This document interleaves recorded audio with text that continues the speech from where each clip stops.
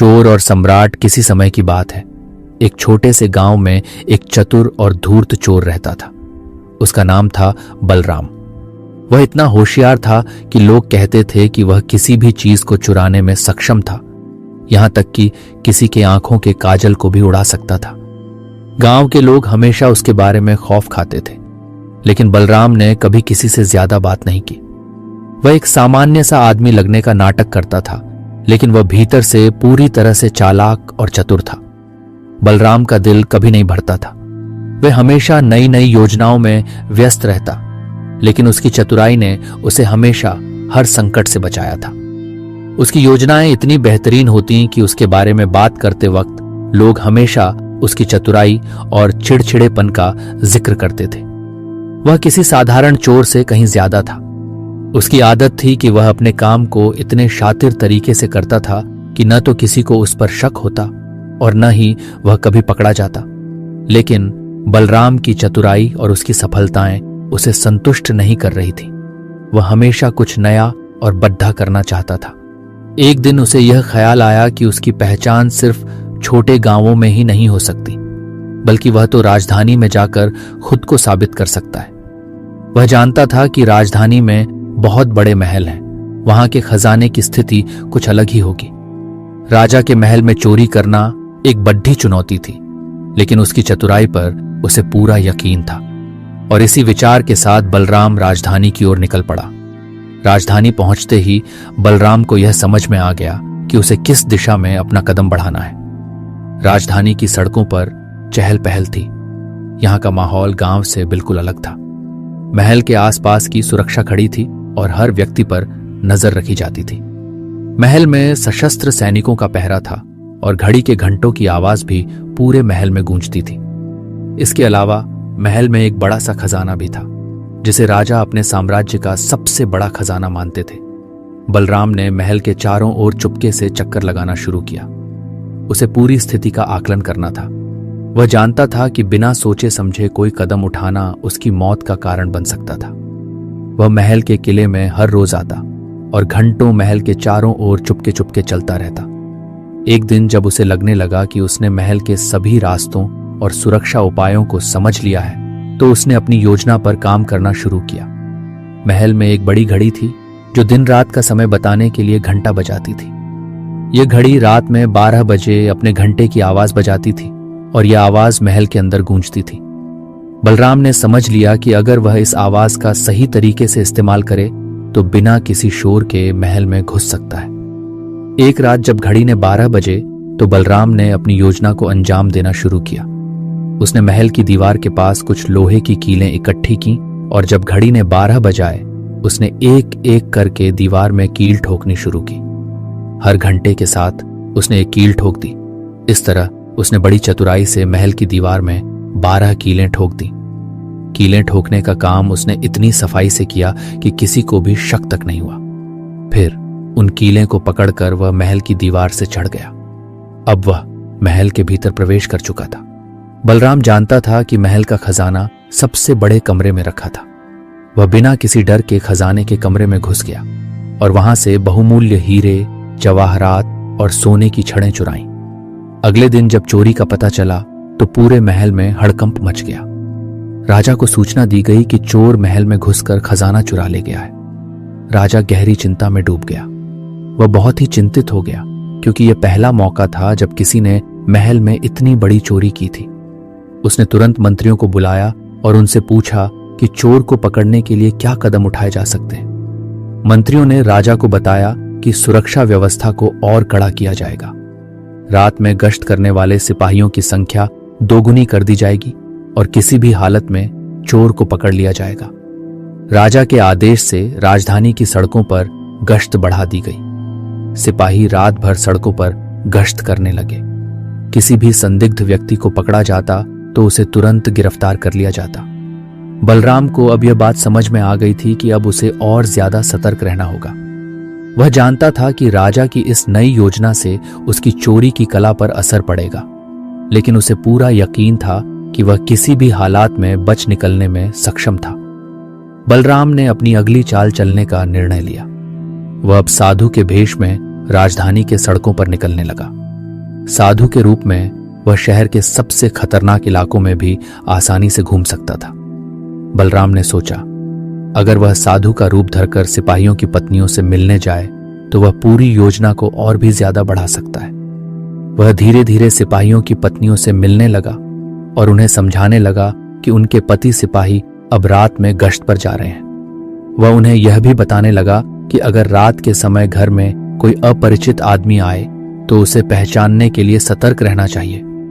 बलराम ने इन महिलाओं को सलाह दी कि अगर उनका पति घर आए और उसका व्यवहार कुछ अजीब लगे तो दरवाजा बंद करके आग का कोयला फेंक कर उसे पकड़ने की कोशिश करें। बलराम की बातों का असर हुआ। सिपाहियों की पत्नियां उसकी बातों में आ गईं और उन्होंने रात को जब उनके पतियों की गश्त समाप्त हो गई तो उन्होंने बलराम की सलाह पर अमल करना शुरू कर दिया। जैसे ही सिपाही घर पहुंचे और उनकी पत्नियों को उनकी आवाज अजीब लगी, वे उन्हें घर के अंदर नहीं घुसने देती और आग का कोयला फेंक देती। इससे सिपाही जलने लगे और बहुत मुश्किल से वे अपनी पत्नियों को यह विश्वास दिला पाए कि वे असली सिपाही हैं। इस घटनाक्रम के बाद अस्पताल में एक ही हंगामा मच गया और राजा को भी इस पूरी घटना के बारे में सूचित किया गया। राजा ने तत्काल कोतवाल से चोर को पकड़ने का आदेश दिया। कोतवाल ने अपनी योजना बनाई और रात को शहर की गश्त शुरू कर दी। बलराम ने अपनी अगली चाल के लिए कोतवाल का पीछा किया और उसे एक अजनबी लड़की के रूप में मिलकर अपने शिकार को फंसा लिया। कोतवाल ने उसे मजाक समझा, लेकिन बलराम ने बहुत चतुराई से उसे अपने जाल में फंसा लिया। यहां तक कि वह कोतवाल को काठ में बंद करने में सफल हो गया और सुबह तक कोतवाल को किसी ने देखा नहीं। जब सिपाही कोतवाल को काठ से बाहर निकाले तो उनका चेहरा सर्दी से बेजान हो चुका था। अब राजा ने खुद इस चोर को पकड़ने का निश्चय किया। राजा ने जब सुना कि कोतवाल को भी बलराम के जाल में फंसा लिया गया था तो वह गहरी सोच में पड़ गया। अब उसे यह समझ में आ गया कि यह चोर सिर्फ चतुर नहीं बल्कि मानसिक रूप से भी बहुत ताकतवर है। यदि उसे रोकने का कोई ठोस तरीका नहीं मिला तो यह शहरी और सम्राट के लिए खतरे की घंटी हो सकती थी। राजा का मन कहीं ना कहीं यह मान चुका था कि चोर का पकड़ना आसान नहीं होगा, लेकिन उसने एक ठान लिया कि अब वह खुद उसे पकड़ने की पूरी कोशिश करेगा। राजा ने दरबार में एक घोषणा की और कहा, जो भी चोर मेरे महल से खजाना चुरा कर ले गया, मैं उसे पकड़ने के लिए खुद शहर की सड़कों पर उतरने का निर्णय लेता हूं। अगर चोर खुद सामने आएगा तो मैं उसे माफ कर दूंगा और उसकी बहादुरी को सलाम करूंगा। राजा की बातों से यह साफ था कि उसने चोर के सामने खुद को चुनौती के रूप में पेश किया था। अब यह देखना था कि चोर कैसे प्रतिक्रिया करेगा। चोर यानी बलराम इस सब को दरबार में खड़ा होकर बड़े ध्यान से सुन रहा था। उसकी आंखों में शरारत थी। राजा ने जो घोषणा की थी वह बलराम के लिए एक सुनहरा मौका था। वह जानता था कि राजा खुद उसे पकड़ने के लिए मैदान में आ चुका था। इसका मतलब था कि चोर को पकड़ने का प्रयास और भी बढ़ जाएगा। लेकिन बलराम के लिए यह एक अवसर था। उसे यह समझ में आ गया था कि इस बार उसे अपने कदम और भी फूंक फूंक कर रखने होंगे। वह जानता था कि अगर उसने कोई गलत कदम उठाया तो राजा के सिपाही उसे पकड़े बिना नहीं छोड़ेंगे। अब बलराम ने साधु के रूप में अपने खेल को शुरू किया। उसने जल्दी से साधु के कपड़े पहने और राजधानी के एक बाहर के इलाके में एक पेड़ के नीचे ध्यान लगाने बैठ गया। ये वही स्थान था जहां से राजा और उसके सिपाही गश्त करते थे। बलराम जानता था कि राजा की नजरें उस पर जरूर जाएंगी और यही वह मौका था जब वह अपना अगला कदम उठा सकेगा। राजा की गश्त शुरू हो गई। राजा खुद अपने गार्ड्स के साथ शहर की सड़कों पर निकला। वह चुपके चुपके चोर को पकड़ने का इंतजार कर रहा था। 2 बार राजा अपनी गश्त के दौरान उसी पेड़ के पास से गुजरा, लेकिन बलराम ने ध्यान से उसकी ओर देखा तक नहीं। वह इस पूरी स्थिति में डूबकर राजा के हर कदम पर नजर रखे हुए था। तीसरी बार जब राजा उसी रास्ते पर आया तो उसने देखा कि साधु के पास बैठने का कोई कारण नहीं था। राजा ने सोचा, अब यह सही समय है साधु से पूछने का कि उसने कोई संदिग्ध व्यक्ति देखा है या नहीं। राजा ने साधु से पूछा, तुम यहां बैठे हो, क्या तुमने इस रास्ते से किसी अजनबी को गुजरते देखा है? साधु यानी बलराम ने शांति से उत्तर दिया, महाराज, मैं अपने ध्यान में इतना लीन था कि मुझे यह पता नहीं कि रास्ते से कोई गुजर रहा है या नहीं, लेकिन अगर आप चाहें तो मेरे पास बैठ सकते हैं। हम दोनों साथ में देख सकते हैं कि कोई आया या नहीं। यह सुनकर राजा ने सोचा कि साधु तो सचमुच ध्यान में गहरे हैं, लेकिन राजा के मन में एक शक उत्पन्न हुआ। वह पहले से जानता था कि कोई साधु इतनी देर तक बिना किसी कारण के रास्ते पर बैठ नहीं सकता। राजा ने सोचा कि अब उसे पूरी स्थिति का आकलन करना होगा। वह तुरंत अपने घोड़े से उतरा और साधु के पास जाकर बैठ गया। अब राजा और बलराम दोनों एक ही पेड़ के नीचे बैठे थे और दोनों के दिलों में अपनी अपनी चालें चलने के विचार थे। राजा को लगा कि अब वह साधु को झांसा दे सकता है और इस तरह चोर का पीछा कर सकता है। राजा ने साधु से कहा, तुम कहते हो कि तुम ध्यान में लीन हो, लेकिन क्या तुम मुझे नहीं बता सकते कि इस रास्ते से कौन गुजरता है? यदि तुम जानते हो तो मुझे बताओ, क्योंकि मैं यह जानने की कोशिश कर रहा हूं कि मेरे महल की चोरी का जिम्मेदार कौन है।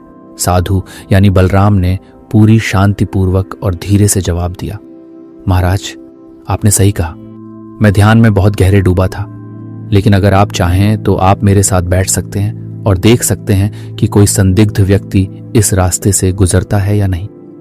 मैं आपकी मदद करना चाहता हूं। राजा को अब यह यकीन हो गया कि साधु कुछ छुपा रहा है। वह सोचने लगा कि यह साधु क्या सिर्फ मेरी मदद करेगा या मुझे किसी जाल में फंसा रहा है। राजा के मन में शंका उत्पन्न हुई, लेकिन उसने बलराम की बात मानी और साधु के कपड़े पहनकर एक अन्य गश्त पर निकल पड़ा। राजा अब खुद बलराम की जगह लेने के लिए तैयार था, लेकिन अब राजा के सामने असली चाल थी, क्योंकि बलराम ने अपनी चाल पहले से ही चला दी थी। चोर ने यानी बलराम ने राजा के कपड़े पहने और राजा के घोड़े पर सवार होकर महल की ओर बढ़ना शुरू कर दिया। उसके मन में एक सुकून था, क्योंकि अब वह राजा के रूप में महल के भीतर दाखिल हो चुका था। बलराम ने महल के दरवाजे पर आकर खुद को राजा की तरह पेश किया। रात के समय जब महल के सिपाही संतरियों ने राजा को देखा तो उन्हें संदेह हुआ। उन्होंने देखा कि यह व्यक्ति जो राजा की पोशाक में है वह थोड़ी अजीब सी स्थिति में दिख रहा था। संतरियों को यह समझ में आ गया कि इस व्यक्ति को यह स्थिति असामान्य हो सकती है। वे तुरंत राजा को पकड़ने के लिए बढ़े, लेकिन उन्हें यह ध्यान नहीं आया कि वह असल में बलराम था। राजा अब अपने आप को महल के भीतर बंद पा रहा था। संतरियों ने उसे पकड़ लिया और उसे काल कोठरी में डाल दिया। राजा अपनी स्थिति को समझ नहीं पा रहा था। उसने जोर जोर से शोर मचाया, लेकिन कोई उसकी बात नहीं सुन रहा था। दूसरी ओर बलराम, जो अब असली राजा की पोशाक में महल में आराम से सो रहा था, महल के भीतर के सुख सुविधाओं का आनंद ले रहा था। सूरज की पहली किरण के साथ बलराम ने राजा के घोड़े पर सवार होकर महल छोड़ दिया। सवेरे जब राजा को काल कोठरी से निकाला गया तो संतरियों ने पहचान लिया और राजा के सामने गिर पड़े। राजा ने बलराम की चाल को समझ लिया। राजा ने अब यह घोषणा की कि जो चोर उसके सामने आएगा उसे माफ किया जाएगा और उसकी बहादुरी को सम्मानित किया जाएगा। बलराम ने तुरंत खुद को राजा के सामने पेश किया और कहा, महाराज, मैं ही वह चोर हूं। बलराम ने सारे चुराए हुए खजाने, हीरे और जवाहरात सामने रख दिए और राजा की पोशाक में महल से भागने की कहानी सुनाई। राजा ने उसकी बहादुरी की सराहना की और उसे इनाम देने का वादा किया। राजा ने बलराम को अपनी ओर से इनाम में एक गांव दे दिया और वादा किया कि वह अब चोरी छोड़ देगा। बलराम के हाथों में विजय की चमक थी और उसने अपनी चालाकी से राजा के महल का खजाना चुराया, लेकिन राजा ने उसे सम्मान दिया। अब बलराम खुशी से उस गांव में रहने लगा, लेकिन राजा की नजर उससे हमेशा चैतन्य रही, क्योंकि उसे पता था कि वह कभी भी किसी योजना के साथ वापसी कर सकता था। राजा ने चोर बलराम को इनाम दिया और उसे अपने किए गए कर्मों के लिए सम्मानित किया, लेकिन उसकी चतुराई ने राजा को हमेशा सतर्क रखा। हालांकि राजा ने बलराम को माफ कर दिया था, परंतु उसके मन में एक ख्याल था कि चोर की चतुराई का सम्मान करते हुए उसे भविष्य में भी निगाह में रखा जाए। राजा ने सोचा कि बलराम की चतुराई और चालाकी का इस्तेमाल उसे अपने महल और राज्य के लिए सही दिशा में करना चाहिए। उसने बलराम को अपने दरबार में बुलाया और उसे एक नया प्रस्ताव दिया। राजा ने बलराम से कहा, तुमने मेरी परीक्षा ली और मुझे साबित कर दिया कि तुम सिर्फ एक चोर नहीं हो, बल्कि एक महान रणनीतिकार भी हो। तुमने अपनी सूझबूझ से मेरे महल तक पहुंचने का रास्ता खोज लिया। अब मुझे लगता है कि तुम्हारे जैसे व्यक्ति को मेरी मदद करनी चाहिए, क्योंकि राज्य में कई ऐसे लोग हैं जो मेरी नजरों से बचने के तरीके खोज रहे हैं। तुम मुझे उन लोगों के बारे में जानकारी दे सकते हो। बलराम ने राजा के प्रस्ताव पर विचार किया और कहा, महाराज, मैं स्वीकार करता हूं कि मैंने पहले आपके महल में चोरी की थी, लेकिन मुझे यह मानना होगा कि मुझे आपके राज्य की स्थिति को लेकर कुछ अलग ही नजरिया मिला है। अगर आप मुझसे मदद चाहते हैं तो मैं आपके लिए काम करने को तैयार हूं, लेकिन इसके बदले मुझे कुछ स्वतंत्रता भी चाहिए। राजा ने तुरंत उसकी बात मानी और कहा, जो तुम कह रहे हो वह उचित है। मैं तुम्हें पूरी स्वतंत्रता दूंगा, बशर्ते तुम मेरे राज्य की भलाई के लिए काम करो। बलराम ने अब अपने पुराने रास्ते को छोड़ दिया और राजा के साथ मिलकर राज्य की सुरक्षा को मजबूत करने में जुट गया। वह राजा को बताने लगा कि राज्य में कौन कौन से लोग भ्रष्टाचार में लिप्त हैं, कौन लोग खजाने को लूटने के लिए योजनाएं बना रहे हैं और किस तरह से दुश्मन अपने जासूसों के जरिए राज्य के भीतर गुप्त तरीके से घुसने की कोशिश कर रहे हैं। बलराम ने अपने पुराने चोर के तौर पर विकसित की हुई सूझबूझ और चालाकी का इस्तेमाल करके राज्य के कई खतरों को टालने में मदद की। उसने राजा को बताया कि दुश्मन की सेना की गतिविधियां किस दिशा में चल रही थीं और किस तरह से उनके जासूस महल में घुसने की कोशिश कर रहे थे।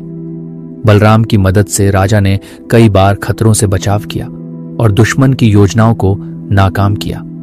राज्य में बलराम की छवि एक रणनीतिकार और साहसी व्यक्ति के रूप में बन गई, लेकिन वह कभी नहीं भूला कि वह कभी एक चोर था।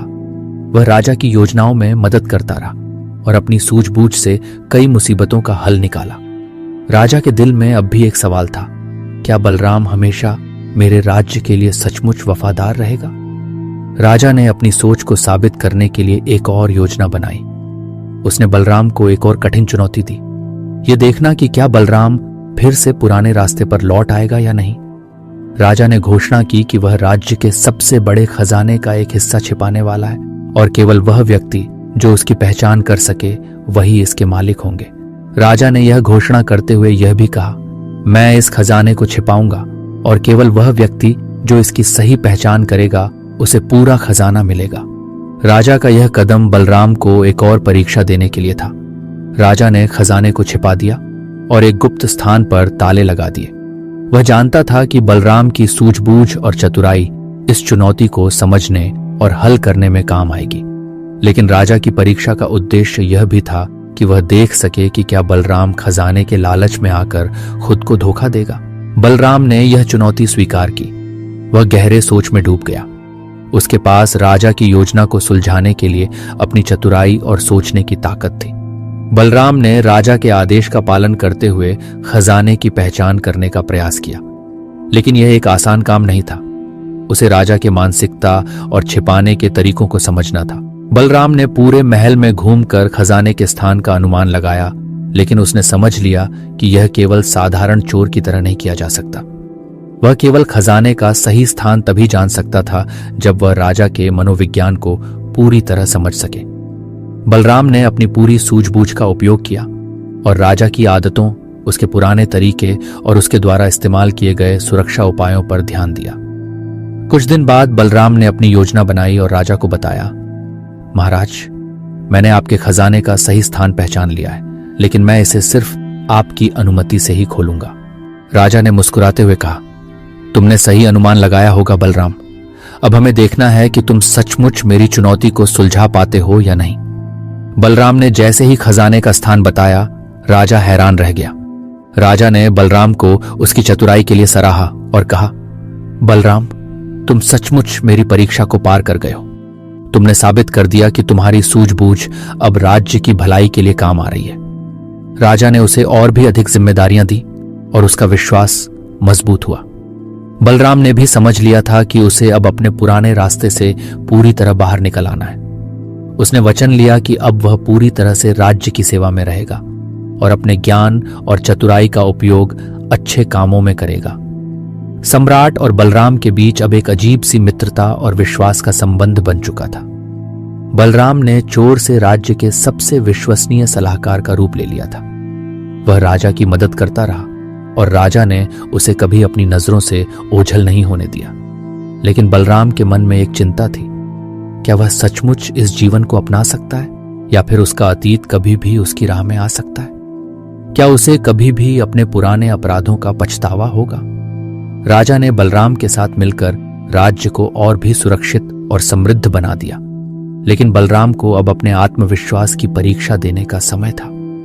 क्या वह सचमुच अपने अतीत को पूरी तरह से छोड़ पाएगा और एक नए जीवन की शुरुआत कर सकेगा? राजा और बलराम के बीच मित्रता अब राज्य की हर गली नुक्कड़ में चर्चा का विषय बन चुकी थी।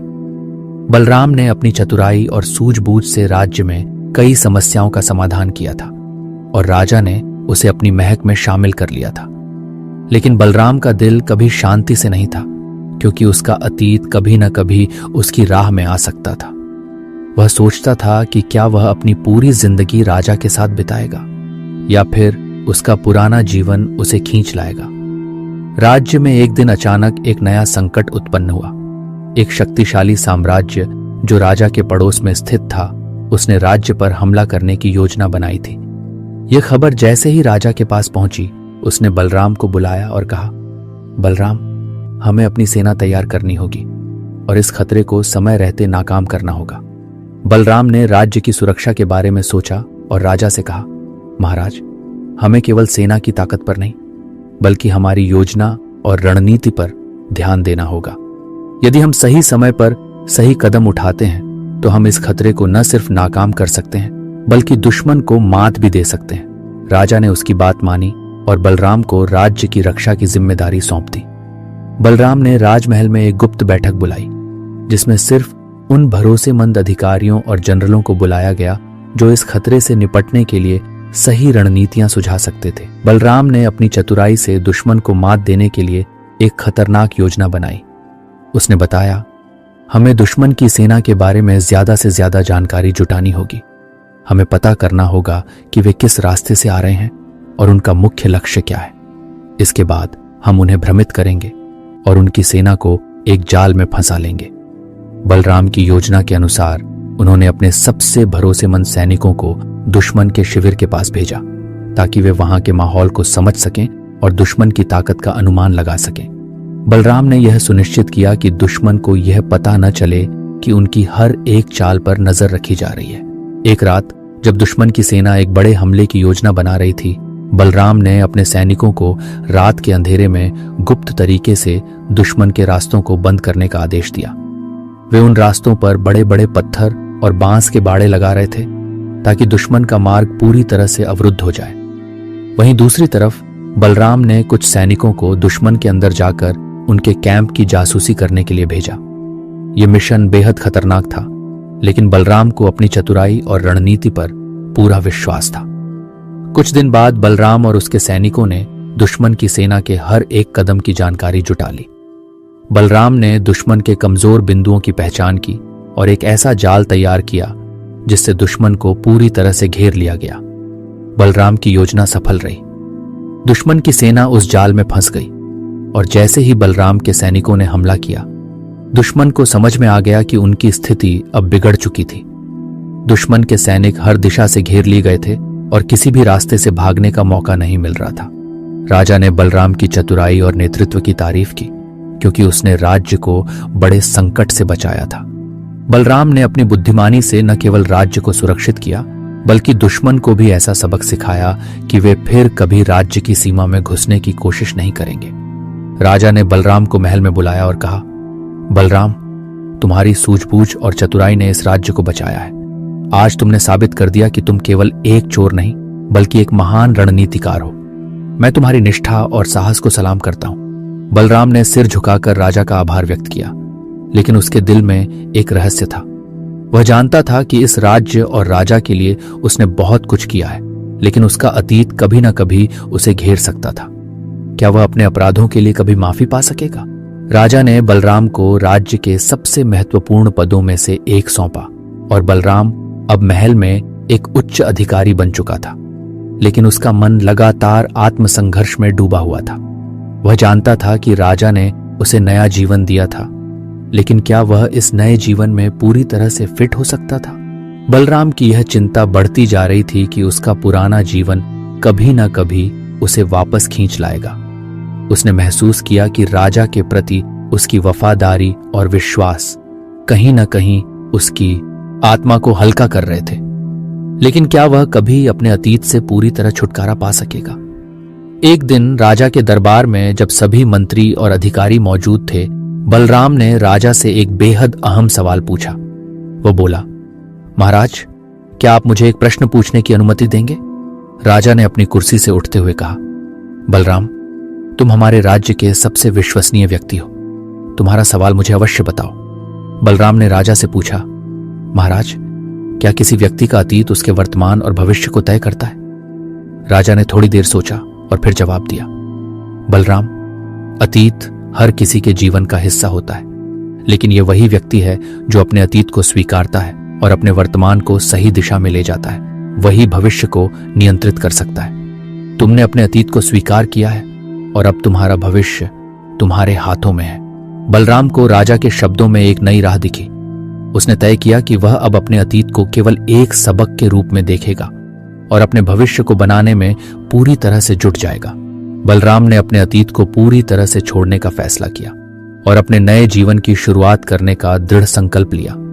उसने अपने अंदर की कमजोरियों को पहचानते हुए उन्हें सुधारने की दिशा में काम करना शुरू किया। अब वह सिर्फ एक चोर नहीं था, बल्कि राजा का एक अभिन्न हिस्सा बन चुका था, जो राज्य की सुरक्षा और समृद्धि के लिए काम कर रहा था। राजा ने बलराम की इस नई सोच को सराहा और उसे और जिम्मेदारियां दी।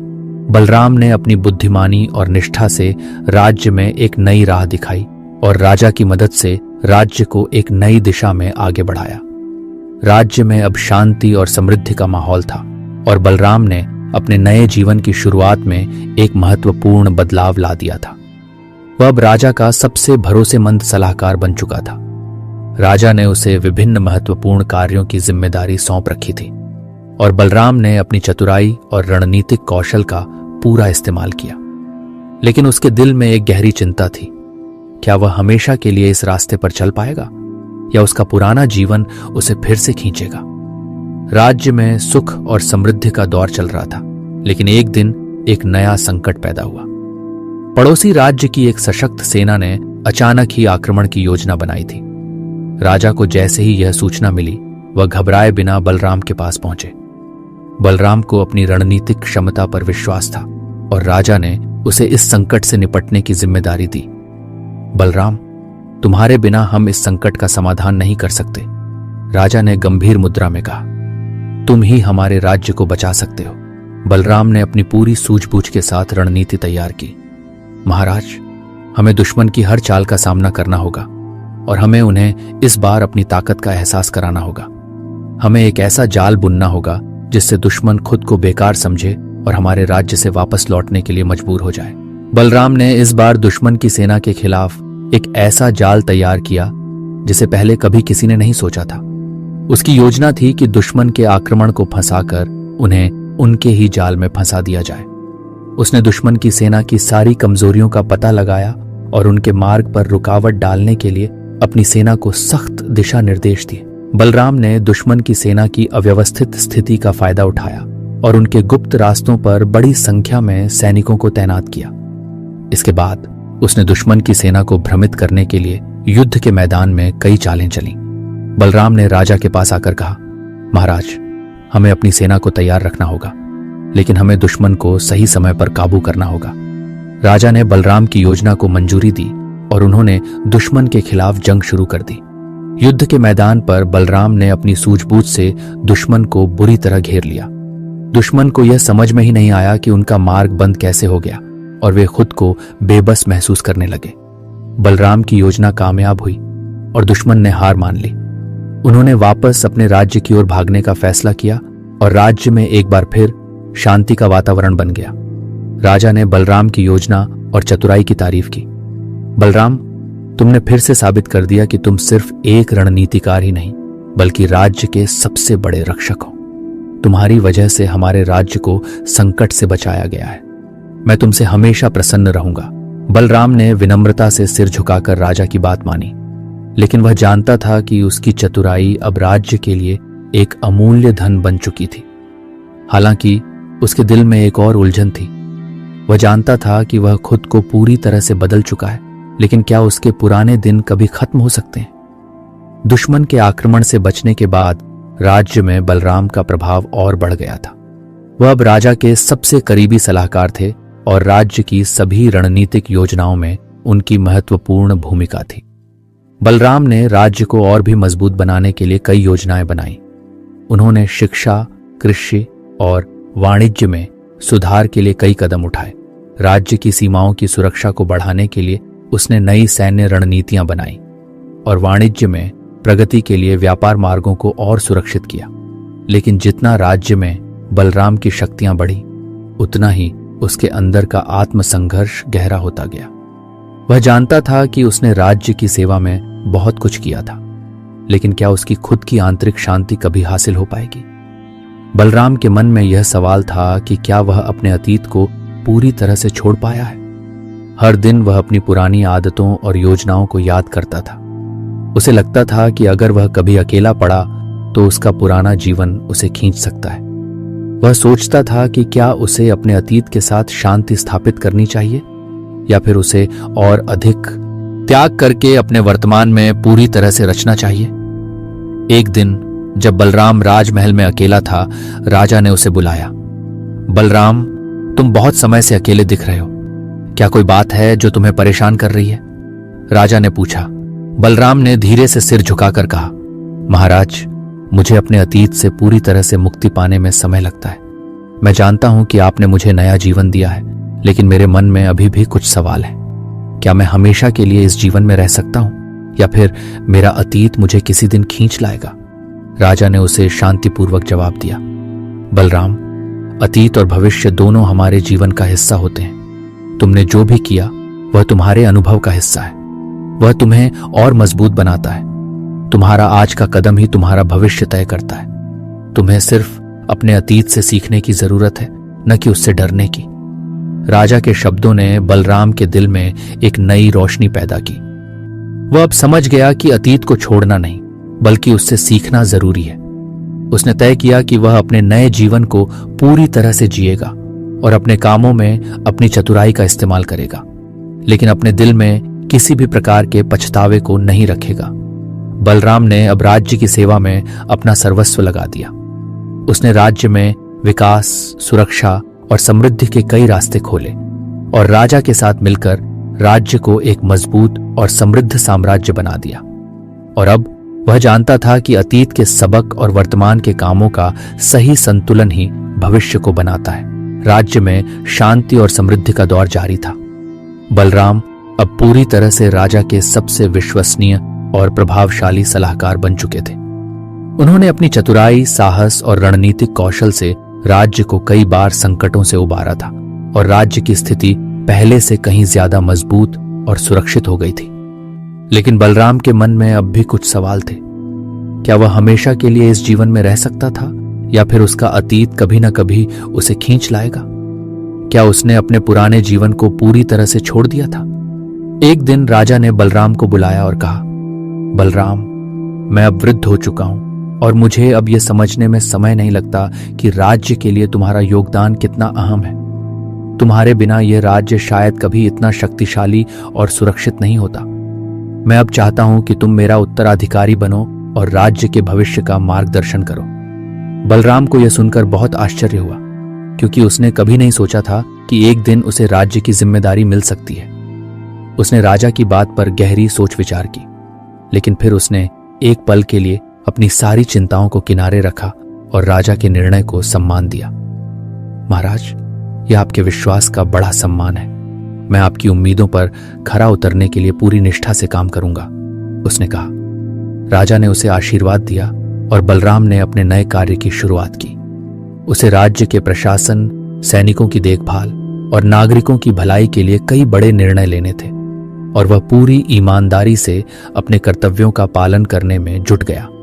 लेकिन जैसे जैसे बलराम का प्रभाव बढ़ता गया, उसके मन में एक नई जंग भी शुरू हो गई थी। वह जानता था कि अब वह केवल राजा का विश्वास पात्र नहीं था, बल्कि एक बड़ा नेता बन चुका था और इस भूमिका में उसे अब केवल राज्य की भलाई के बारे में सोचना था। लेकिन उसके दिल में कभी कभी उसका पुराना जीवन भी जाग उठता। वह जानता था कि वह एक चोर था और एक समय था जब उसने अपनी चालाकियों से लोगों को धोखा दिया था। वह सोचता था, क्या वह कभी पूरी तरह से इस गिल्ट से छुटकारा पा सकेगा? बलराम की आत्मचिंता एक दिन राजा से जता दी। महाराज, उसने कहा, मैंने बहुत कुछ किया है, लेकिन कभी कभी मुझे लगता है कि क्या मैं अपनी पुरानी गलती को पूरी तरह से भूल सकता हूं? क्या आप मुझसे उम्मीद करते हैं कि मैं अब केवल अच्छा करूंगा? राजा ने शांति से उसे जवाब दिया, बलराम, हर व्यक्ति का अतीत होता है, लेकिन यह इस बात पर निर्भर करता है कि वह अपने भविष्य को कैसे आकार देता है। तुमने अपने अतीत को स्वीकार किया है और इसे अपनी ताकत बनाया है। यही कारण है कि तुम आज इतने बड़े नेता हो। तुम्हारा अतीत तुम्हें परिभाषित नहीं करता, बल्कि तुम्हारी कर्तव्य निष्ठा और तुम्हारी मेहनत तुम्हें परिभाषित करती है। तुम्हारी सबसे बड़ी ताकत यही है कि तुमने अपने अतीत को स्वीकार किया और आगे बढ़े। राजा के शब्दों ने बलराम के दिल को सुकून दिया।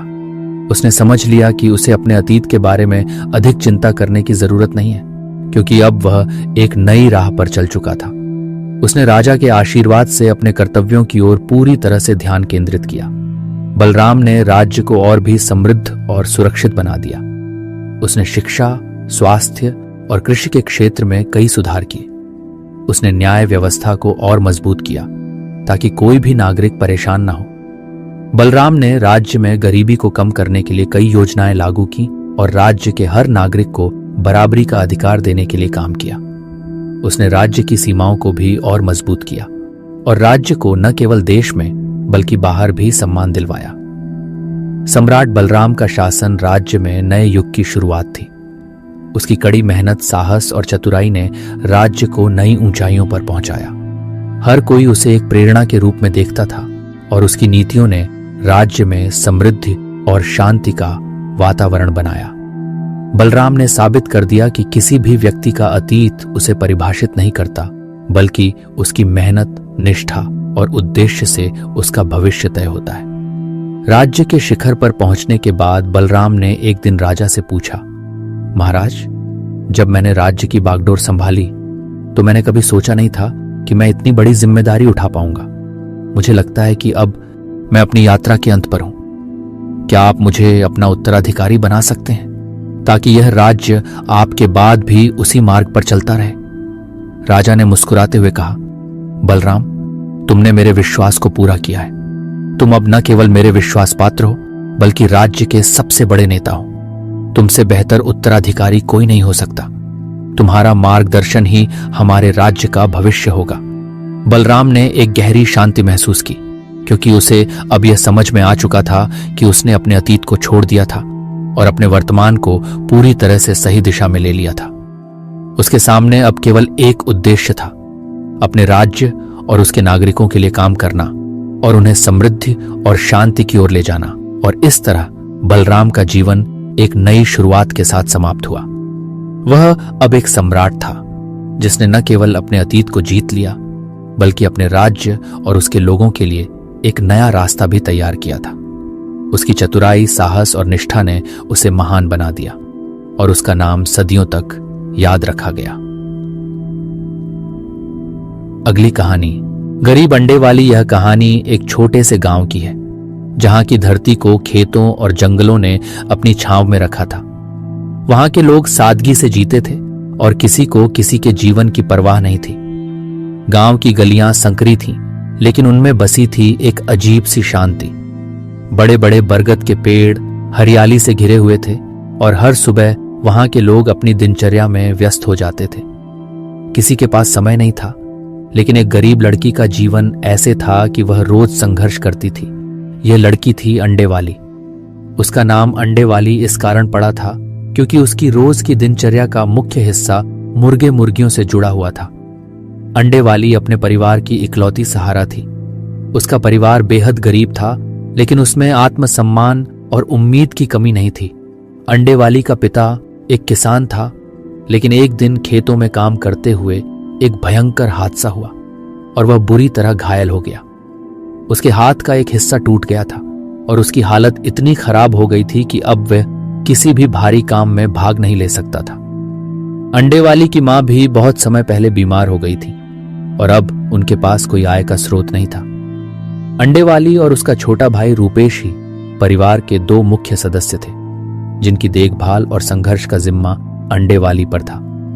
रूपेश एक होशियार और समझदार लड़का था, लेकिन उसकी उम्र अभी छोटी थी। और इसलिए अंडे वाली ने ही घर की जिम्मेदारी पूरी तरह से उठा रखी थी। अंडे वाली का जीवन कठिन था, लेकिन उसकी आंखों में कभी भी थकान या निराशा नहीं दिखाई देती थी। उसका दिन शुरू होता था सूरज उगने से पहले और खत्म होता था सूरज ढलने के बाद। वह अपने मुर्गों और मुर्गियों की देखभाल करती, उन्हें खाना देती और अंडे इकट्ठा करती। फिर इन अंडों को बेचने के लिए वह गांव के बाजार जाती थी। वह जानती थी कि यह उसके परिवार के लिए महत्वपूर्ण है, लेकिन अक्सर गांव के लोग उसे ताने मारते थे। क्या तुम भी कोई और काम नहीं ढूंढ सकती हो, अंडे वाली? हमेशा अंडे बेचते रहते हो।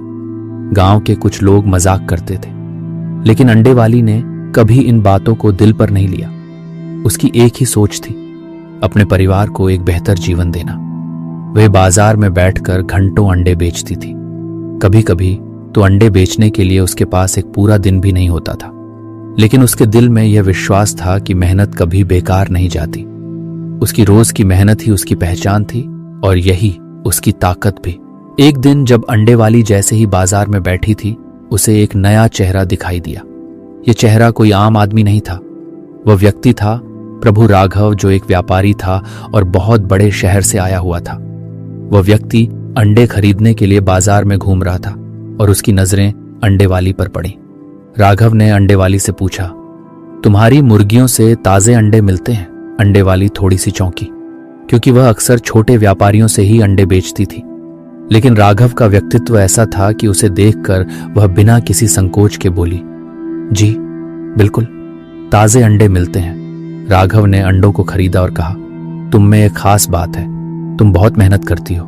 मैं तुम्हारी मदद करना चाहता हूं। अगर तुम चाहो तो मैं तुम्हारे अंडे बड़े शहर में बेचने के लिए एक अच्छा सौदा कर सकता हूं। अंडे वाली को लगा कि यह मौका उसके जीवन का बड़ा मोड़ हो सकता है, लेकिन वह डर भी रही थी। उसने राघव से पूछा, क्या आप सच में मेरी मदद करेंगे? मुझे तो नहीं लगता कि कोई मुझे मदद देगा। राघव ने मुस्कुराते हुए कहा, तुम्हारे पास मेहनत करने का जुनून है और यही सबसे महत्वपूर्ण बात है। मैं तुम्हारे अंडे अच्छे दाम पर खरीदने के लिए तैयार हूं। कुछ दिनों बाद राघव ने अंडे वाली से संपर्क किया और उसे बताया कि वह बड़े शहर में अंडे बेचने का प्रस्ताव लेकर आया है। अंडे वाली थोड़ी असमंजस में थी, लेकिन उसने यह सोचकर राघव पर विश्वास करना शुरू किया कि अगर यह सौदा सफल हुआ तो उसका जीवन बदल सकता है। राघव ने अंडे वाली से एक बड़ी मात्रा में अंडे खरीदे और उसके लिए अच्छे दाम भी दिए। अंडे वाली ने अपने जीवन में पहली बार इतनी बड़ी रकम देखी थी। उसने वह पैसा अपने पिता के इलाज और अपने छोटे भाई के स्कूल की फीस के लिए खर्च किया।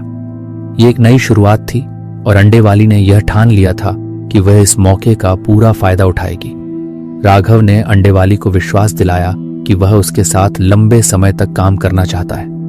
उसने उसे शहर के बड़े बाजारों में अपनी उपस्थिति दर्ज कराने का प्रस्ताव दिया।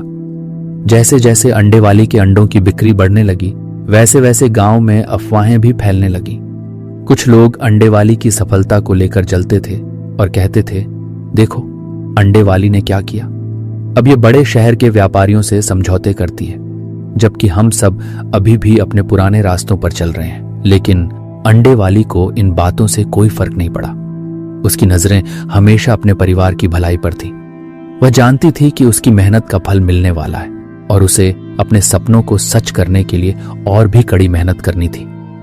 वह अब बड़े शहर की ओर अपना रास्ता मोड़ चुकी थी, लेकिन उसे इस राह में और भी बड़ी चुनौतियों का सामना करना था। क्या वह इस व्यापार को सफल बना पाएगी? क्या उसका सपना साकार हो पाएगा? आगे हम देखेंगे कि अंडे वाली किस तरह से अपनी मेहनत और संघर्ष से न केवल अपनी जिंदगी को बदलती है, बल्कि अपने परिवार को भी एक नई दिशा देती है। अंडे वाली के लिए यह एक नया अध्याय था। बड़े शहर में व्यापार का अवसर पाने के बाद उसकी आंखों में एक नई चमक थी। अब वह केवल अंडे बेचने वाली छोटी सी लड़की नहीं रही थी, वह एक महत्वाकांक्षी महिला बन चुकी थी जो अपने सपनों को साकार करने के लिए पूरी तरह से तैयार थी। राघव ने उसे जो मौका दिया था, उसने उसकी जिंदगी को बदलने की दिशा दी थी। अब उसे लगता था कि यदि वह मेहनत करती रही तो कोई भी उसे रोक नहीं सकता। राघव के व्यापार में शामिल होने के बाद अंडे वाली ने शहर के बाजारों में अपनी पहचान बनानी शुरू कर दी। वह शहर के सबसे बड़े व्यापारी मंडी में अपनी उपस्थिति दर्ज कराना चाहती थी, लेकिन वहां जाने के लिए उसे कई चुनौतियां थीं। पहले तो वह गांव से बाहर अकेले जाना नहीं चाहती थी। दूसरा, शहर का माहौल उसे थोड़ा डरावना लगता था। वहां के लोग अलग थे, वहां की भाषा, पहनावा और वातावरण सब कुछ नया था। लेकिन अंडे वाली के पास एक जुनून था, अपने परिवार की स्थिति को बदलने का। इसीलिए उसने अपनी हिम्मत जुटाई और राघव के साथ पहली बार शहर के मुख्य बाजार में कदम रखा। जब वह पहली बार बाजार में पहुंची तो उसने देखा कि वहां की हलचल कितनी अलग थी। चारों ओर भीड़ थी, दुकानों पर विभिन्न प्रकार के उत्पाद बिक रहे थे और लोग बड़े बड़े व्यापारियों से सौदे कर रहे थे। अंडे वाली ने महसूस किया कि वह इस माहौल में अगर टिकना चाहती है तो उसे भी खुद को साबित करना होगा। शहर के बाजार में जब अंडे वाली ने अपने अंडे बेचना शुरू किया तो उसे बहुत सारी कठिनाइयां आईं। लोग उसे एक छोटे गांव से आई लड़की के रूप में देखते थे और उसे सामान्य रूप से नहीं लेते थे। कई व्यापारी उसकी बातों पर ध्यान नहीं देते थे और उसे नीचा दिखाने की कोशिश करते थे। लेकिन अंडे वाली ने कभी हार नहीं मानी। उसने खुद को साबित करने का संकल्प लिया। कुछ समय बाद एक बड़े व्यापारी प्रभाकर सिंह ने अंडे वाली के अंडे खरीदे और उसकी मेहनत को सराहा। वह व्यापारी अंडे वाली के बारे में जानने के लिए उसके पास आया और पूछा, तुमने इन अंडों को इतना अच्छा कैसे बनाया है? तुम्हारी मेहनत साफ दिखती है। अंडे वाली ने हिम्मत से कहा, यह सिर्फ मेहनत का परिणाम है। मेरे पास कुछ नहीं था, लेकिन मैंने अपने परिवार के लिए दिन रात एक किया। प्रभाकर सिंह ने उसकी कड़ी मेहनत को पहचानते हुए उसे एक बड़ा अनुबंध दिया। उसने अंडे वाली से कहा, तुम्हारी मेहनत और लगन को देखकर मैं तुम्हें एक बड़ा मौका देना चाहता हूं। अगर तुम मेरी मदद से अपने अंडों की संख्या बढ़ा सको तो हम मिलकर एक बड़ा व्यापार शुरू कर सकते हैं। यह अवसर अंडे वाली के लिए एक नई शुरुआत थी। उसने खुशी खुशी प्रभाकर सिंह के प्रस्ताव को स्वीकार किया। अब अंडे वाली ने और भी ज्यादा मुर्गियां खरीदने का विचार किया ताकि वह बड़े पैमाने पर अंडे बेच सके। कई महीनों की कड़ी मेहनत के बाद अंडे वाली ने अपनी स्थिति को बेहतर किया। वह अब शहर के व्यापार में एक पहचान बन चुकी थी। उसका नाम चर्चित होने लगा था। अंडे वाली ने अपने पिता का इलाज कराया और छोटे भाई रूपेश को अच्छे स्कूल में दाखिला दिलवाया। परिवार के चेहरे पर मुस्कान वापस आ गई थी। लेकिन एक बात थी जो अंडे वाली के दिल में हमेशा बनी रही, वह थी गांव। वह जानती थी कि वह जो कुछ भी आज है वह गांव की वजह से ही है। गांव ने उसे संघर्ष, उम्मीद और मेहनत की अहमियत सिखाई थी। वह जानती थी कि उसने अपने जीवन को बदल लिया था, लेकिन उसके गांव के लोग अब भी वहीं पुराने हालातों में जी रहे थे। इसलिए अंडे वाली ने एक दिन ठान लिया कि वह गांव लौटेगी। लेकिन इस बार वह खाली हाथ नहीं जाएगी। उसने अपने व्यापार से कमाए हुए पैसे से गांव में एक स्कूल और अस्पताल खोलने का निर्णय लिया। वह चाहती थी कि गांव के बच्चों को शिक्षा मिले और बीमारों को इलाज। अंडे वाली जब गांव लौटे तो उसने सबसे पहले अपने पिता का इलाज कराया और उसे पूरा आराम दिया। फिर उसने गांव के एक कोने में एक स्कूल और छोटे अस्पताल की शुरुआत की। गांव के लोग शुरू में हैरान थे क्योंकि एक लड़की जो कभी अंडे बेचती थी आज इतनी बड़ी पहल कर रही थी। कुछ लोग संकोच कर रहे थे, कुछ ने उसका मजाक भी उड़ाया, लेकिन अंडे वाली का संकल्प मजबूत था। वह बच्चों को मुफ्त शिक्षा देने लगी और अस्पताल में इलाज भी मुफ्त कराया। गांव में धीरे धीरे बदलाव आना शुरू हो गया। लोग अब अंडे वाली को सम्मान देने लगे थे। गांव के छोटे से छोटे बच्चे अब स्कूल जा रहे थे और कई लोग अपना इलाज कराने अस्पताल भी आने लगे थे। अंडे वाली का सपना पूरा हो चुका था, लेकिन वह जानती थी कि अभी बहुत कुछ करना बाकी है। उसे और मेहनत करनी थी क्योंकि उसने जो शुरुआत की थी वह सिर्फ उसकी नहीं बल्कि गांव के हर व्यक्ति की थी। अंडे वाली अब केवल अपने परिवार के लिए नहीं बल्कि पूरे गांव के लिए जी रही थी। उसका जीवन एक प्रेरणा बन चुका था और उसकी कहानी हर किसी के दिल में उम्मीद और संघर्ष की एक नई ज्योति जला रही थी। वह जानती थी कि जीवन में कभी भी मुश्किलें आ सकती हैं, लेकिन अगर हमारी मेहनत और ईमानदारी सही दिशा में हो तो कोई भी मुश्किल हमें रुकने नहीं दे सकती। उसने साबित कर दिया था कि अगर मेहनत और आत्मविश्वास मजबूत हो तो इंसान किसी भी मुश्किल से पार पा सकता है और अपने सपनों को सच कर सकता है। अंडे वाली की कहानी एक प्रेरणा बन गई थी जो हर व्यक्ति को यह सिखाती थी कि जीवन में चाहे जैसी भी परिस्थिति हो, अगर संघर्ष और उम्मीद का हाथ थामे रखा जाए तो किसी भी मुश्किल को पार किया जा सकता है। आगे भाग में हम देखेंगे कि अंडे वाली अपने जीवन के नए अध्याय में कौन सी नई चुनौतियों का सामना करती है और वह अपने व्यापार और गांव के विकास के लिए क्या नई योजनाएं बनाती है। अंडे वाली का जीवन अब पूरी तरह से बदल चुका था। वह अब केवल एक अंडे बेचने वाली लड़की नहीं थी, बल्कि गांव और शहर के बीच एक पुल बन चुकी थी, जो न केवल अपने परिवार के लिए बल्कि पूरी पंचायत और आसपास के क्षेत्र के लिए भी उम्मीद का संदेश बन चुकी थी। उसके द्वारा खोला गया स्कूल और अस्पताल अब एक नई रोशनी की तरह गांव में फैल चुका था। लेकिन अंडे वाली जानती थी कि इस सफर की शुरुआत तो हो चुकी थी, लेकिन असली परीक्षा अब शुरू होनी थी। गांव में बदलाव की हवा फैलने लगी थी, लेकिन हर बदलाव के साथ कुछ समस्याएं भी सामने आने लगी। अंडे वाली को समझ में आया कि सिर्फ अच्छे काम करने से बदलाव नहीं आता, बल्कि उसे सच्ची लड़ाई भी लड़नी होती है। और ये लड़ाई सिर्फ अपने भीतर ही नहीं बल्कि बाहर की दुनिया में भी होती है। वह जब भी गांव के स्कूल और अस्पताल के विकास के लिए पैसे जुटाने जाती तो कुछ लोग उसके खिलाफ खड़े हो जाते। उनका कहना था, गांव की लड़की जो अंडे बेचने आई थी अब इतने बड़े संस्थान चला रही है, यह हमें किसे दिखाना है। कुछ लोगों को लगता था कि अंडे वाली का यह प्रयास गांव के परंपरागत जीवन को बदलने की कोशिश है। कई बार उसे यह भी कहा गया कि वह गांव के अनपढ़ों को ज्यादा सिखाने का प्रयास कर रही है, जो उसके लिए नुकसानदायक साबित हो सकता है। लेकिन अंडे वाली का दिल सच्चे उद्देश्य से भरा था। वह जानती थी कि समाज में बदलाव की जरूरत है और उसे इसका सही तरीका अपनाना था। वह अपनी मेहनत, ईमानदारी और सच्चाई से किसी भी प्रकार की नकारात्मकता को नकारते हुए आगे बढ़ने का संकल्प करती रही। उसकी हिम्मत ने उसे बहुत जल्द एक मजबूत स्थिति में ला खड़ा किया। अंडे वाली की सफलता के कारण राघव और प्रभाकर सिंह जैसे व्यापारी अब उसकी मदद करने के लिए और अधिक तैयार थे। राघव ने अंडे वाली के साथ एक नया व्यापारिक सौदा किया, जिसमें वह अंडों के अलावा मुर्गे और मुर्गियों का भी व्यापार करने लगे। लेकिन इस व्यापार की बढ़ती हुई जटिलताएं अंडे वाली के लिए एक नई चुनौती बन गई।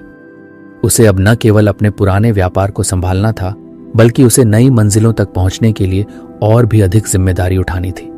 इसके साथ ही गांव के विकास में उसका हाथ बहुत अहम हो गया था। स्कूल और अस्पताल की स्थिति को मजबूत करने के लिए उसने और अधिक धन जुटाने की योजना बनाई। उसने स्थानीय प्रशासन से सहायता प्राप्त करने की कोशिश की और साथ ही कुछ एनजीओ के साथ भी साझेदारी की।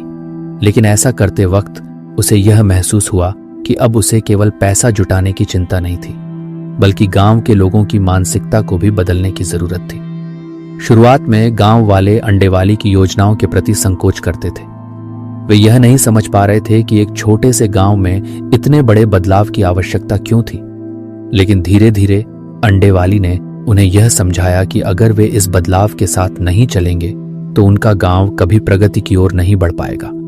वह हमेशा कहती थी, अगर हम अपने बच्चों को अच्छी शिक्षा देंगे तो वे कभी भी गरीबी के जाल में नहीं फंसेंगे, और अगर हम अपने बीमारों का इलाज सही समय पर करेंगे तो हमारी मेहनत का फल हमेशा हमें मिलेगा।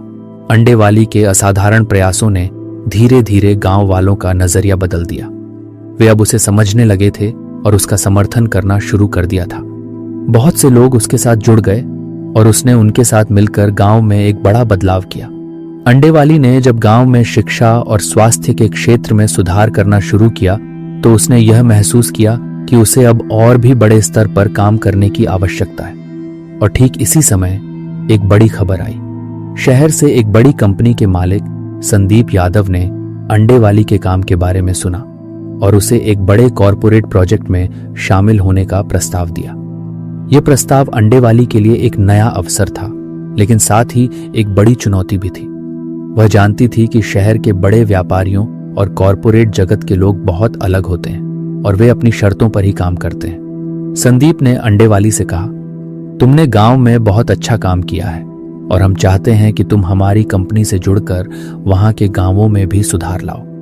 हम तुम्हारी मदद करेंगे, लेकिन इसके बदले तुम्हें हमारी शर्तों को मानना होगा। अंडे वाली ने इस प्रस्ताव को ध्यान से सुना। वह जानती थी कि यह एक बड़ा मौका था, लेकिन इसके साथ कई नए दबाव भी आएंगे। उसे यह सोचने की जरूरत थी कि क्या वह इस कदम को उठाने के लिए तैयार है या फिर अपने गांव और उसके लोगों के बीच रहकर वही काम करती रहेगी। अंडे वाली ने संदीप यादव के प्रस्ताव पर बहुत विचार किया। वह जानती थी कि अगर वह इस बड़े कॉरपोरेट प्रोजेक्ट में शामिल हो जाती है तो उसे बहुत कुछ बदलना पड़ेगा। ये उसके पुराने गांव और उसके छोटे छोटे कामों से बहुत अलग था। लेकिन दूसरी ओर उसने यह भी महसूस किया कि उसके पास अब एक प्लेटफॉर्म था जो उसे और भी बड़े पैमाने पर काम करने का अवसर दे सकता था। एक रात जब अंडे वाली अपने कमरे में बैठी थी, वह सोच रही थी कि क्या उसे अपने छोटे गांव के लोगों के बीच रहकर ही उनका भला करना चाहिए या फिर बड़े शहरों में काम करके उनका भविष्य सुधारने का मौका लेना चाहिए। उसने अपने दिल की सुनी। उसका दिल यही कह रहा था कि वह कभी भी अपनी जड़ों को नहीं भूल सकती। उसका असली मकसद सिर्फ व्यापार नहीं बल्कि समाज की सेवा करना था। अंडे वाली ने अंततः संदीप यादव को मना कर दिया। उसने यह फैसला किया कि वह अपने गांव और आसपास के क्षेत्रों में ही अपने कार्य को आगे बढ़ाएगी। उसे यह समझ में आ चुका था कि जब तक वह अपने लोगों के साथ खड़ी है तब तक उसे कोई भी मुश्किल नहीं रोक सकती। अंडे वाली का संघर्ष अब और भी मजबूत हो चुका था। उसने अपने गांव को ही अपना क्षेत्र बनाया जहां वह शिक्षा, स्वास्थ्य और कृषि के विकास के लिए काम करती रही। धीरे धीरे उसके काम का असर आसपास के गांवों तक फैलने लगा। लोग अब उससे प्रेरित होकर अपने गांव में बदलाव लाने के लिए काम करने लगे थे। अंडे वाली का सपना अब सिर्फ एक स्कूल और अस्पताल तक सीमित नहीं था। उसका सपना था कि हर व्यक्ति, हर बच्चा, हर युवा और हर महिला को अवसर मिले जिससे वह अपना जीवन बेहतर बना सके। और इसके लिए वह न केवल काम करती रही बल्कि दूसरों को भी प्रेरित करती रही। अंडे वाली की मेहनत और संघर्ष ने उसे और उसके गांव को एक नई दिशा दी थी। अब वह सिर्फ एक गरीब लड़की नहीं थी बल्कि गांव की रोशनी बन चुकी थी जो न केवल अपने परिवार बल्कि पूरे समाज के लिए प्रेरणा बन गई थी। आगे भाग में हम देखेंगे कि अंडे वाली अपने गांव के विकास के लिए कौन सी नई योजनाएं बनाती है और वह क्या तरीके अपनाती है ताकि उसकी मेहनत और गांव का सपना और भी साकार हो सके। अंडे वाली के जीवन में अब हर दिन एक नया उत्साह था। उसने जो सपना देखा था वह धीरे धीरे साकार हो रहा था। वह अब सिर्फ एक व्यापारी नहीं थी बल्कि समाज की सशक्तिकरण की दिशा में काम करने वाली एक महिला बन चुकी थी। गांव में शिक्षा, स्वास्थ्य और रोजगार के नए रास्ते खोलने के लिए उसने कुछ नई योजनाएं बनानी शुरू की थी। अंडे वाली जानती थी कि समाज में स्थायी बदलाव लाने के लिए उसे सिर्फ कुछ बुनियादी सेवाएं नहीं देनी होंगी बल्कि उसे हर स्तर पर एक बड़ा विचार करने की जरूरत है। वह सोचती थी अगर लोग आर्थिक रूप से आत्मनिर्भर होंगे तो उनके जीवन में बदलाव आएगा। अगर महिलाओं को काम और शिक्षा मिलेगी तो समाज की स्थिति खुद ब खुद बेहतर हो जाएगी। इसी सोच के साथ उसने अपनी योजनाओं को और विस्तृत किया। अंडे वाली ने सबसे पहले गांव की महिलाओं के लिए एक प्रशिक्षण केंद्र शुरू किया। ये केंद्र न केवल उन्हें सिलाई, कढ़ाई और अन्य हस्तशिल्प में प्रशिक्षित करता था बल्कि उन्हें कृषि, स्वास्थ्य और वित्तीय योजनाओं के बारे में भी सिखाया जाता था। वह चाहती थी कि गांव की महिलाएं न केवल अपने घरों की देखभाल करें बल्कि आर्थिक रूप से आत्मनिर्भर बने। गांव की कई महिलाएं जिन्होंने पहले कभी घर से बाहर कदम नहीं रखा था अब उस केंद्र में आकर न केवल सीख रही थीं बल्कि अपने छोटे छोटे व्यवसाय भी शुरू कर रही थीं। अंडे वाली की यह योजना गांव में एक नई लहर पैदा कर रही थी जहां महिलाएं खुद को सशक्त महसूस करने लगीं। अंडे वाली का अगला कदम था गांव के किसानों के लिए एक कृषि सुधार कार्यक्रम शुरू करना। गांव के किसानों की स्थिति बहुत खराब थी क्योंकि वे पुरानी विधियों से खेती करते थे और उन्हें नई तकनीकों के बारे में कोई जानकारी नहीं थी। अंडे वाली ने किसानों को नई तकनीकों जैसे जैविक खेती, जल संचयन और उन्नत बीजों के उपयोग के बारे में जानकारी दी। वह समझती थी कि अगर किसानों को अपनी फसलें बेहतर तरीके से उगाने की तकनीक सिखाई जाए तो उनकी आमदनी में वृद्धि हो सकती है। उसने किसानों के लिए एक कृषि स्कूल भी खोला जिसमें विशेषज्ञों को बुलाया जाता था ताकि वे उन्हें सिखा सकें कि कैसे वे अपनी फसलों को बेहतर तरीके से उगा सकते हैं और पर्यावरण का ध्यान रखते हुए खेती कर सकते हैं। अंडे वाली ने गांव में स्वास्थ्य सेवाओं को और बेहतर बनाने के लिए एक जागरूकता अभियान भी चलाया। उसके द्वारा खोला गया अस्पताल अब पहले से बेहतर तरीके से काम कर रहा था। उसने डॉक्टरों और स्वास्थ्य कर्मचारियों की एक टीम बनाई जो गांव में जाकर महिलाओं और बच्चों के स्वास्थ्य की जांच करती थी और उन्हें बीमारियों के बारे में जागरूक करती थी। अंडे वाली ने स्वास्थ्य सेवाओं के लिए मुफ्त चिकित्सा शिविर भी आयोजित किए जिसमें गांव के लोग न केवल अपनी बीमारियों का इलाज करवाते थे बल्कि उन्हें स्वच्छता, पोषण, और जीवन शैली से जुड़ी जानकारी भी दी जाती थी। अंडे वाली की मेहनत रंग लाई। उसके गांव में धीरे धीरे बदलाव दिखने लगा। लोग अब शिक्षा के महत्व को समझने लगे थे। महिलाओं की स्थिति में सुधार आ रहा था और किसानों की आय भी बढ़ने लगी थी। गांव के बच्चे अब स्कूल जा रहे थे और महिलाओं ने आत्मनिर्भर बनने के लिए कदम उठाना शुरू कर दिया था। गांव के लोग अब अंडे वाली की ईमानदारी, मेहनत और समर्पण को समझने लगे थे। पहले जो लोग उसके खिलाफ थे, अब वे उसके साथ खड़े थे और उसके प्रयासों में मदद कर रहे थे। अंडे वाली ने खुद को समाज के लिए समर्पित कर दिया था और अब उसका गांव उसके कार्यों के कारण एक प्रेरणा बन चुका था। वह जानती थी कि बदलाव केवल शुरुआत था और इसके लिए उसे निरंतर काम करना था।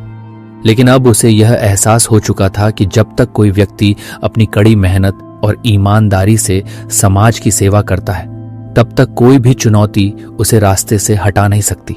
अंडे वाली का सपना अब केवल अपने गांव तक सीमित नहीं था। उसकी आंखों में अब पूरा क्षेत्र बल्कि पूरे देश का सपना था। वह चाहती थी कि भारत के हर गांव में शिक्षा, स्वास्थ्य और रोजगार के अवसर हों। उसने यह ठान लिया था कि वह इसी तरह हर गांव में जाकर महिलाओं और बच्चों को सशक्त बनाएगी, किसानों को नई तकनीक सिखाएगी और गांवों में बुनियादी स्वास्थ्य सेवाएं उपलब्ध कराएगी।